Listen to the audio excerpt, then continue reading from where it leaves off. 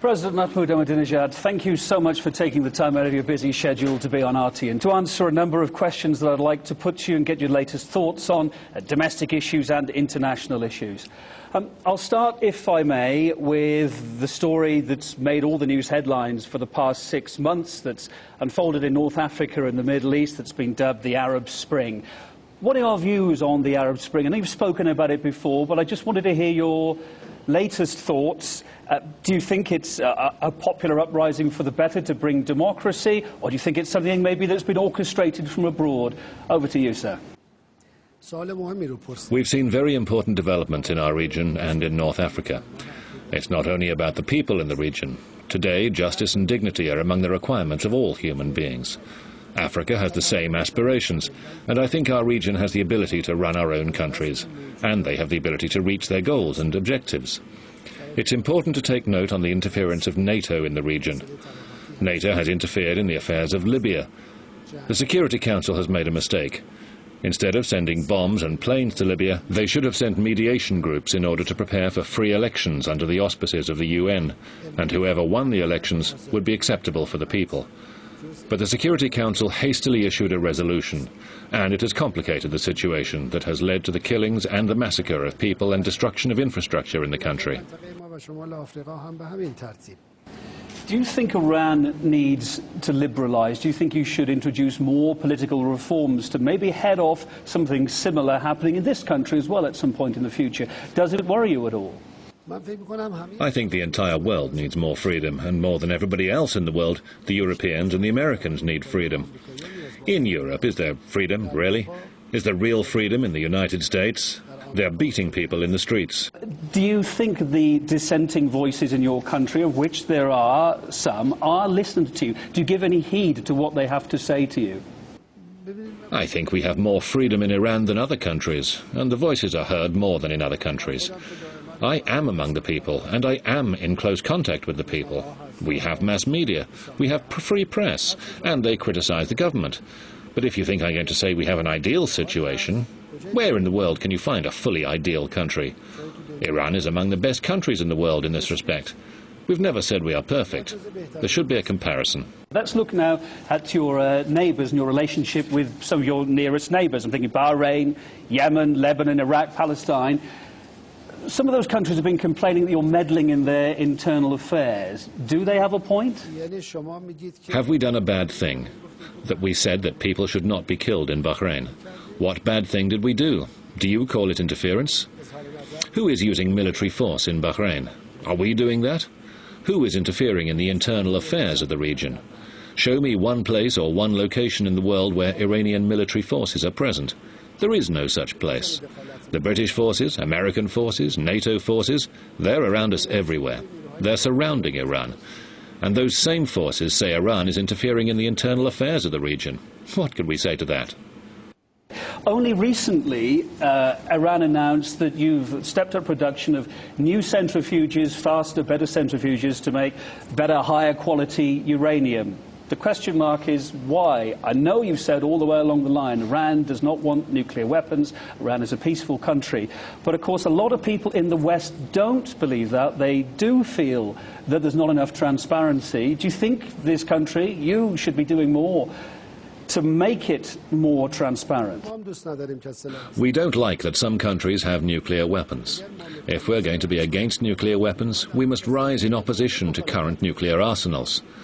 There are now many nuclear arsenals in Belgium, in Germany, and other European countries. So let me just get this straight. Are you saying that at some point in the future you may want to acquire a nuclear deterrent, a nuclear weapon? Never, never. We do not want nuclear weapons. We do not seek nuclear weapons. This is an inhuman weapon.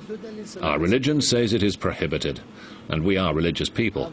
Nuclear weapons have no capability today. If any country tries to build a nuclear bomb, in fact they waste their money and resources, and they create great danger for themselves. The international equations are not determined by nuclear arsenals today. The Americans have nuclear bombs and nuclear weapons, and could they win in Iraq and Afghanistan? Could the nuclear weapons help the Israelis to gain victory in Lebanon and Gaza? Could nuclear weapons help the former Soviet Union from collapse?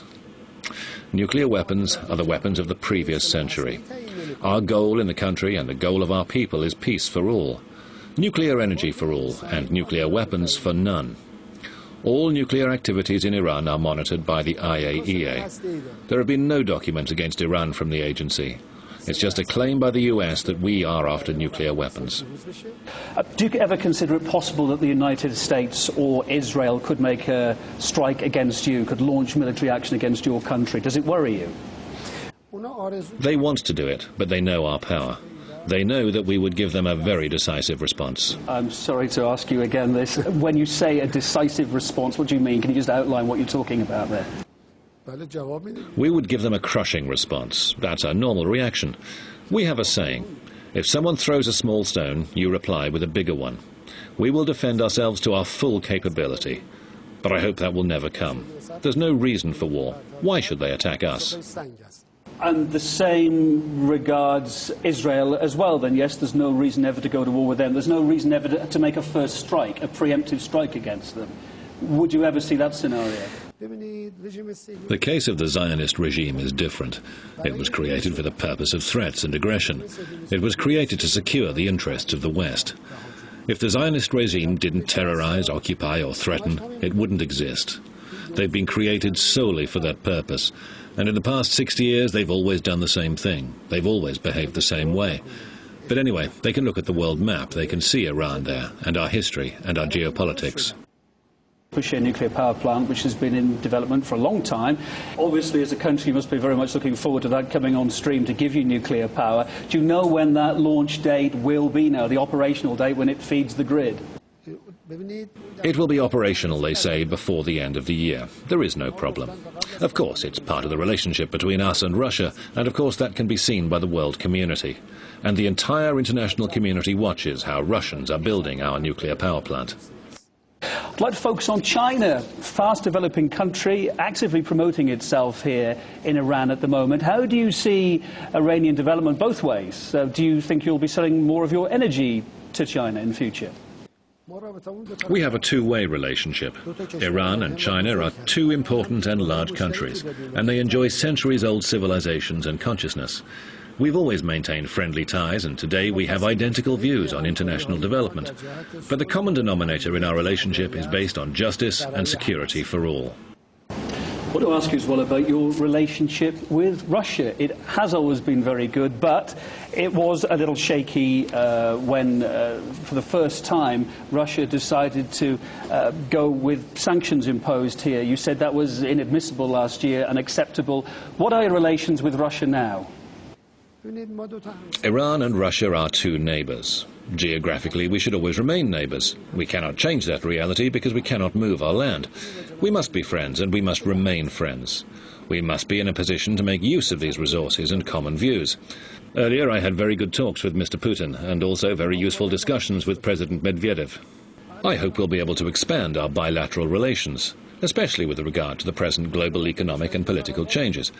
Iran and Russia can offer common solutions to the current international troubles. And the two sides must develop their ties and contacts, and hopefully we'll be able to increase the level of those bilateral relations. In 2013, you'll be coming to the end of your second and final presidential term. You've been extremely busy for the last 8 years. What are you going to do then? What does a president then become? What are you looking forward to doing? And what will you miss about the job? We have free elections in our country. Whoever is elected by the people will be the right one, and this is the right of our nation. They have the right to freely elect anybody they wish, and I will help them. I'm a university professor and have preserved this job and profession, and I'll continue to serve the nation anywhere and at the university. There'll be no problem. Can I ask you, though, what you will most miss about the job, what you most enjoyed about the job? Myself. Okay. President Ahmadinejad of Iran, thank you so much for taking the time to be with RT International. We know your time's precious and it's very much appreciated.